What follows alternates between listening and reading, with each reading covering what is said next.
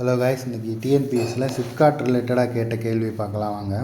பாருங்கள், சிப்காட் நிறுவப்பட்ட ஆண்டு என்னன்னு சொல்லிட்டு கேட்டிருக்காங்க. 1971 தான் இந்த அமைப்பை நிறுவினாங்க.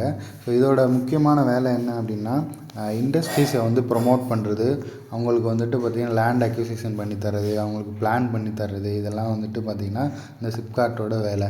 ஸோ இப்போ வரைக்கும் பார்த்திங்கன்னா தமிழ்நாட்டில் 50 இண்டஸ்ட்ரியல் பார்க் க்ரியேட் பண்ணி கொடுத்துருக்காங்க.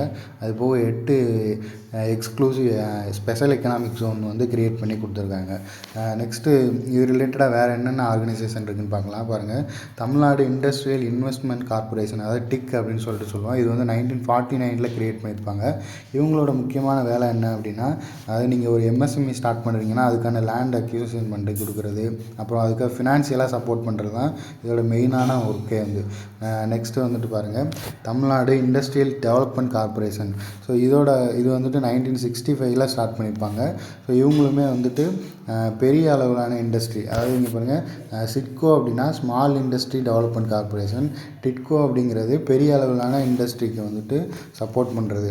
ஸோ அவங்களுக்கான ஃபினான்ஷியல் சப்போர்ட் பண்ணுறது, அவங்களுக்கு பிளான் பண்ணி தர்றது, லேண்ட் அக்யூசிஷன் பண்ணி தர்றது, இந்த மாதிரி வேலையெல்லாம் இந்த தமிழ்நாடு இண்டஸ்ட்ரியல் டெவலப்மெண்ட் கார்பரேஷன் பார்ப்பாங்க. இந்த சிட்கோ அப்படிங்கிற கார்பரேஷன் சின்ன சின்ன எம்எஸ்எம்இ க்ரியேட் பண்ணுறதுக்காக சப்போர்ட் பண்ணுறது தான் இந்த சிட்கோ அப்படிங்கிற ஆர்கனைசேஷன். இது 1970 ஸ்டார்ட் பண்ணியிருப்பாங்க. ஸோ இது ரிலேட்டடாக நெக்ஸ்ட் எக்ஸாமில் இதில் ஏதாவது ஒரு ஆர்கனைசேஷன் கொடுத்துட்டு உங்களுக்கு மேட்ச் பண்ண சொல்லி கேட்கலாம். அவ்வளோதான் கைஸ், நன்றி, வணக்கம்.